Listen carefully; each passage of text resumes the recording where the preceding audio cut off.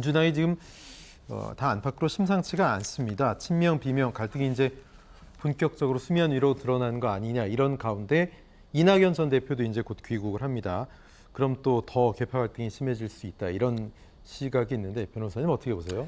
지금 문제는 어차피 이재명 체제로 이 공천권을 행사할 수 있느냐 아니면 이재명 체제가 끝나고 비대위 체제를 가든지 또 다른 체제로 갈 수밖에 없는 것이냐 네. 아니면 당이 완전히 쪼개지느냐 바로 그 문제입니다.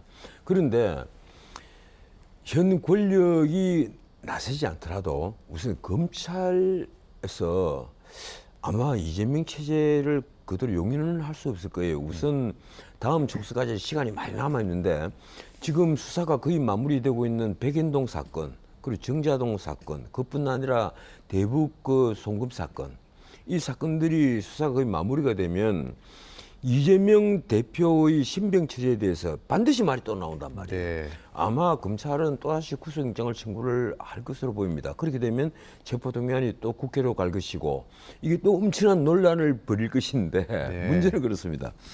이재명 체제로 근데 모든 것을 다 돌파한 다음에 공직권을 행사한다고 했을 때 거기에 승복을 할 비명계, 네. 친문계가 몇 명이 되겠느냐. 그때 당이 쪼개질 위기가 올 수도 있다. 이 당연히 말씀이군요. 쪼개지겠죠. 예. 그리고 지금 대두군다나 정적이라고 알려져 있는 이낙연 전 대표 같은 분이 귀국을 이제 하게 되면 네. 본격적으로 그 이재명과 이낙연 뭐 본인들은 그렇게 생각을 하지 않아도 가령 지금 거기에 대해서 박지원 전 국정원장 같은 분은 두 분이 똘똘 뭉쳐가지고 난관을 돌파하지 않으면 네네. 어제 그렇게 얘기하셨어요. 네, 아주 재밌는 예. 표현을 또 해요.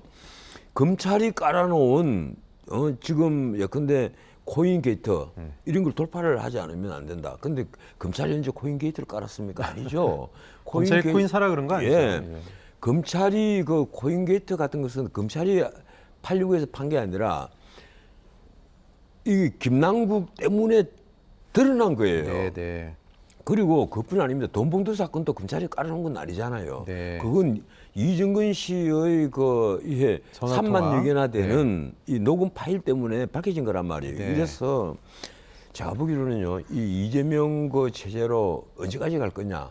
그 지금 민주당 안에서는 그럽니다. 9월설 혹은 12월설. 네. 9월 넘었으면 위험하다는 분들이 꽤 많이 있고. 네. 12월까지는 그래도 뭐 감수할 수밖에 없지 않겠느냐. 그 12월 같으면 곧장 다음에 이제 공천을 해야 될 새로운 비대위가 마련돼야 됩니다. 네. 예, 그래야 될 경우에 과연 민주당이 온전히 그 한 팀으로 원팀으로 갈 수 있겠느냐. 가령 박영선 전 그 중기부 장관 같은 분은 지금이라도 이재명 대표가 공천권을 좀 내려놓아라. 예. 공천권을 내려놓는다는 것을 확인만 시켜주면 예.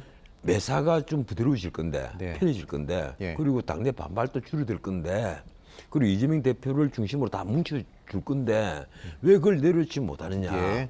이 얘기고 그런데 이재명 대표가 과연 공직을 내려놓겠어요. 상식적으로 예. 당대표가 왜 되려는데요. 당대표가 안에 방탄조끼이기 때문에 네. 그 당대표가 된 건데 그게 왜 방탄조끼로서 기능을 하겠습니까? 예. 공직권을 갖고 있기 때문에 네. 그래서 169명 국회의원들을 똘똘 뭉치게 할 수 있기 때문에 방탄조끼가 되는 거예요. 저는 그렇게 생각을 합니다. 알겠습니다. 내려놓지 않을 것이다. 흔들린 민주당 어떻게 위기를 돌파할지 지켜보겠습니다. 전원책 변호사님 고맙습니다. 예, 고맙습니다.